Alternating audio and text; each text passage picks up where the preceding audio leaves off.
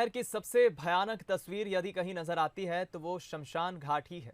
सबसे ज्यादा संक्रमण का खतरा यदि किसी को होता है तो वो शमशान कर्मी है जो संक्रमित शवों का अंतिम संस्कार करता है।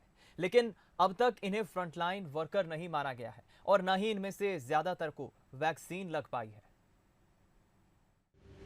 एक के बाद दूसरी और दूसरी के बाद तीसरी और फिर ये सिलसिला थमता नहीं है। इस कोरोना काल की सबसे भयावह तस्वीर शमशान में ही देखी जा सकती है और इन तस्वीरों के जरूरी पात्र होते हैं ये शमशान कर्मी। लेकिन विडंबना ये कि इन्हें फ्रंटलाइन वॉरियर नहीं माना जाता और ना ही इनमें से ज्यादातर का वैक्सीनेशन ही हुआ है। इस भीषण संक्रमण के बीच बहुत कम सुविधाओं में ये कर्मचारी दिन रात काम करते हैं। इनमें से कईयों को अब तक वैक्सीन भी नहीं लगी है और शमशान पर काम करने वाले कर्मचारी सिर्फ और सिर्फ शमशान समिति के भरोसे ही अपनी रोजी रोटी कमाते हैं। बीते एक साल से कोविड-19 का संक्रमण अपना कहर बरपा रहा है। जो सेकेंड वेव है ये और भी ज़्यादा खतरनाक है और मृत्यु दर भी इसमें कहीं ना कहीं बढ़ी है।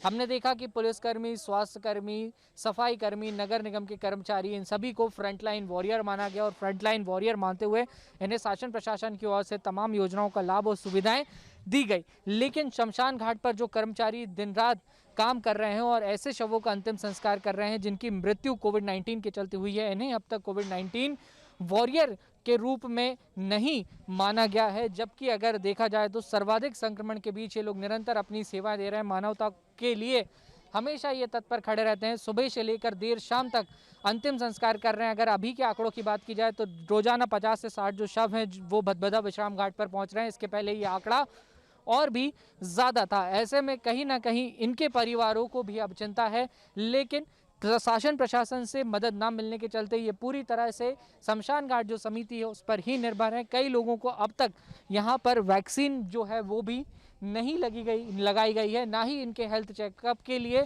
कोई विशेष कैंप का आयोजन हुआ है। उम्मीद यही है कि शासन प्रशासन इनकी ओर भी देखेगा जो लगातार मानवता की यहाँ पर सेवा कर रहे हैं और रोजाना ढेरों शवों का अंतिम संस्कार करते हैं। अभी तो कम हो गई 2-4 दिन से, नहीं पहले 100, 110, 90, 80, 100, लेकिन 2 दिन से कम है। 40, 50, 60, 50, 60 कुछ नहीं मानती सरकार। जो कुछ मानती है हमें हमारी समिति मान रही है, शमशान समिति। 5, 7, 8, 10, 12 लड़के हैं, जो भी परिवार से मिल जाता है उसमें सबका घर चल लिया है। हाँ, सरकार से अभी तक कुछ नहीं मिला, न कोई सहायता मिली किसी के लिए भी। रोज करीब 100 शवों का अंतिम संस्कार करते करते इन शमशान कर्मियों के हाथों में छाले तक आ गए हैं। जाहिर है ये वो लोग हैं जिन पर आम जन से लेकर सरकार तक का कम ही ध्यान जाता है। समिति विचार कर रही है कि अगर शासन ने इनका नहीं कराया तो हम ही लोग इनका 2-2 लाख रुपए का इंश्योरेंस करा दें। अब पुलिस तो क्या है कि सालों से नौकरी कर रही है और लंबा समय 35-40 साल का उनकी नौकरी रहती है। ये एकदम आकस्मिक घटना आई है, महामारी आई है, तो शासन इन पे विचार नहीं कर रही। कोरोना का संक्रमण इतना भयावह है कि अस्पतालों से जब कोविड-19 का शव शमशान घाट एम्बुलेंस से पहुंचता है तो डर के कारण परिवारजन भी इसे छूने से कतराते हैं। लेकिन ऐसे समय शमशान घाट समिति के कर्मचारी असली वॉरियर की तरह कोविड-19 व्यक्ति का अंतिम संस्कार कर उसके मोक्ष की प्रार्थना करते हैं। सही मायनों में यही असली कोरोना वॉरियर्स हैं। फिर चाहे प्रशासन भले ही उन्हें ये नाम न दे। भारत बुंदेला के साथ बासु चौरे, बंसल न्यूज, भोपाल।